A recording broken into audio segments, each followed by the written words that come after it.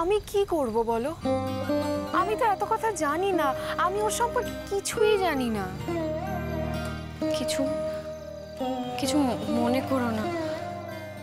আমরা ভেবেছিলাম তুমি ছোটদার গার্লফ্রেন্ড, ছোটদা তোমাকে বিয়ে করবে, তাই আমরা ওইসব কথা বলেছিলাম। আসলে তখনও তো তোমরা কিছু ভেঙে বলোনি না আমাদেরকে। কি বলতাম বলো? তোমরা তো নিজেরাই সব কথা বলে গেছো।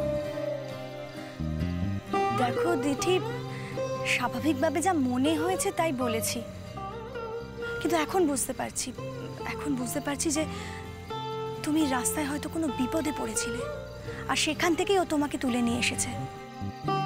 অন্য কোথাও রাখার জায়গা পায়নি বা রাখতে পারেনি, তাই তোমাকে এই বাড়িতে তুলে নিয়ে এসছে, তাই তো? কিন্তু একটা প্রশ্ন আমার থেকেই যাচ্ছে, ও তোমাকে বাড়ি ফেরত দিচ্ছে না কেন? বাড়িতে আমি ফিরবই একদিন না একদিন, শুধু জানি না কিভাবে যাব। কেন? আমার শ্বশুরমশাই তো বললেন যে তিনি তোমার বাড়ির লোকজনদের সাথে যোগাযোগ করবেন, তিনি নিজে তোমাকে তোমার বাড়ি অবধি পৌঁছে দিয়ে আসবেন। কি জানি, তার আগেই হয়তো আমাকে কি না, তার আগে কি? হয়তো অন্য কোথাও চলে যেতে হবে। কোথায় চলে যেতে হবে তোমাকে? শোনো না বৌদি, আমাকে না প্লিজ অন্য কোথাও যেতে দিও না। দিঠি, অন্য কোথাওটা কোথায় সেটা তো আমাকে বলতে হবে, না হলে আমি... আমার একটা অন্য জায়গায় যাওয়ার কথা ছিল, মানে কিছু লোক সেটাই ঠিক করেছিল।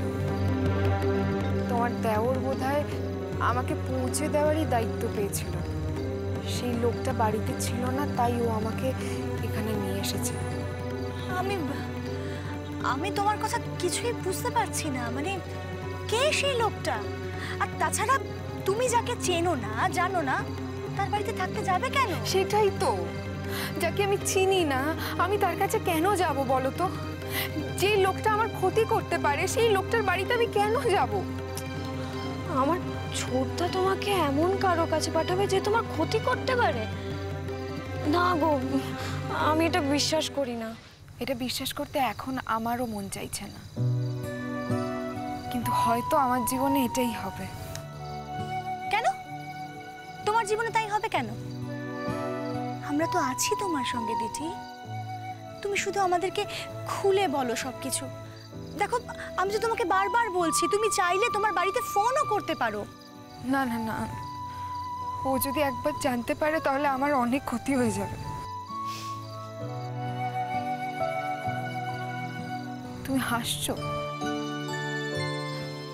দেখো দিঠি, ছোট আর যাই হোক তোমার ক্ষতি করবে না, ছোট ছোট কারোরই ক্ষতি করতে পারে না।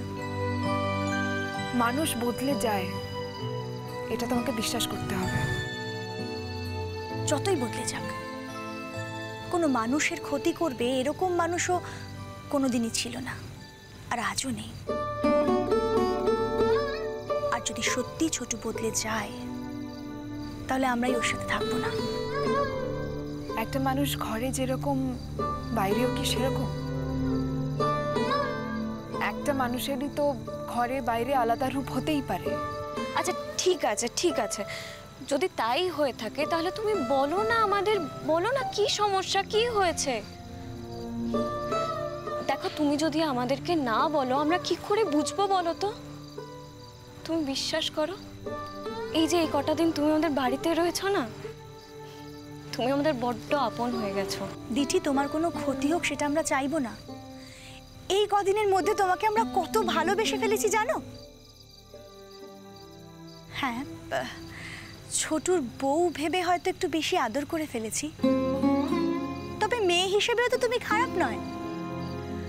আমাদের ভুল ভাঙার পরেও আমরা তোমাকে ভালোবেসে যাব।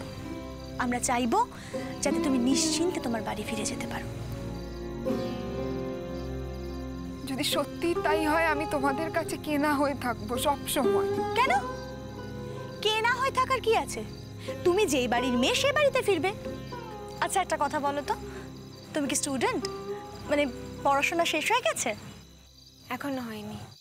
ও, কি পড়েছো? মেডিকেল, মানে ডাক্তারি। তুমি ডাক্তারি পড়ো?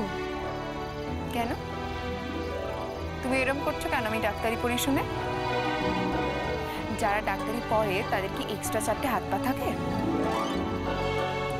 না, ভালো স্টুডেন্ট ছাড়া তো ডাক্তারি পড়াই যায় না। তুমি যে খুব ভালো স্টুডেন্ট সেটা তো আমরা বুঝতেই পেরেছি। ভালো স্টুডেন্ট হয়ে আর লাভ কি হলো বলো? হয়তো পড়াশোনাই হবে না কখনো আর আমার।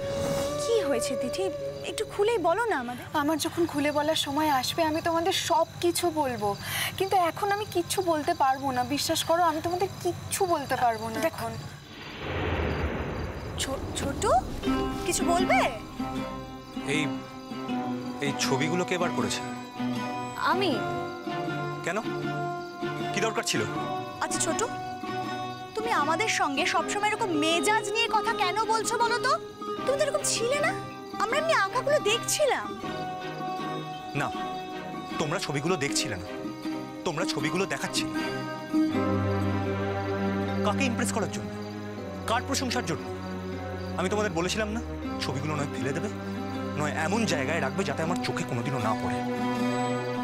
আচ্ছা বাবা, ভুল হয়ে গেছে, কাউকে ইমপ্রেস করার জন্য কিছু করিনি। তুমি কত ভালো ছবি আঁকো সেটাই বলছিলাম। সেটা ও জেনে কি করবে? না জানারই বা কি আছে? মানুষ তো কথায় কথায় কত কথাই তো বলে। আমি তো তোমাদের একটাই কথা বলেছিলাম, ও কদিনের জন্য গেস্ট হয়ে এসছে, ওর সাথে এত বেশি কথা বলার দরকার নেই। সব কি তোমার নিয়মে চলবে নাকি? আর ও যে আমাকে লেখাপড়া করিয়ে দিচ্ছে, কঠিন কঠিন অঙ্কগুলো আমাকে সোজা করে বুঝিয়ে দিচ্ছে। এই যে আগে অঙ্ক নিয়ে আমি এত কান্নাকাটি করতাম, এত ভয় পেতাম, সেই অঙ্কগুলোই আজকে আমার কাছে সোজা হয়ে উঠেছে। সেগুলো বুঝি কিচ্ছু না? কথা শেষ? হ্যাঁ, কথা শেষ। যাচ্ছি আমি। তোর সাথে তো আজকাল কোনো কথাই বলা যায় না, কথা বললেই খালি ঝাঁঝিয়ে কথা বলিস। তুমি কি জানো এই মেয়েটা ডাক্তারি পড়ে?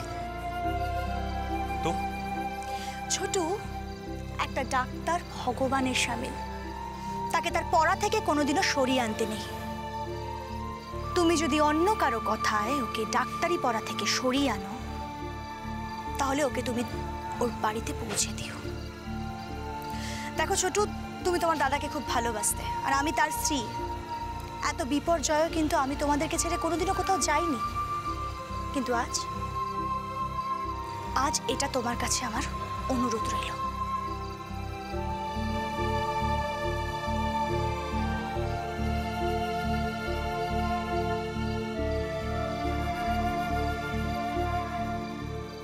কি ব্যাপার? আমার বৌদিকে, বোনকে এইসব কথা বলার দরকার ছিল বুঝি? কই, আমি তো জানতে চাইনি তুমি কোথায় থাকো, কি করো, কি পড়ো। কারণ এতে আমার কোনো প্রয়োজন নেই। আমাকে একটা দায়িত্ব দেওয়া হয়েছে, আর আমি শুধুমাত্র সেটাই পালন করছি। আচ্ছা, তুমিও একটা মানুষ, আমিও একজন মানুষ। দায়িত্ব পালন করতে গিয়ে তুমি একটা মেয়ের প্রতি অবিচার করছো, অন্যায় করছো, সেটা ভেবে দেখেছো একবারও? না, ভাববো না।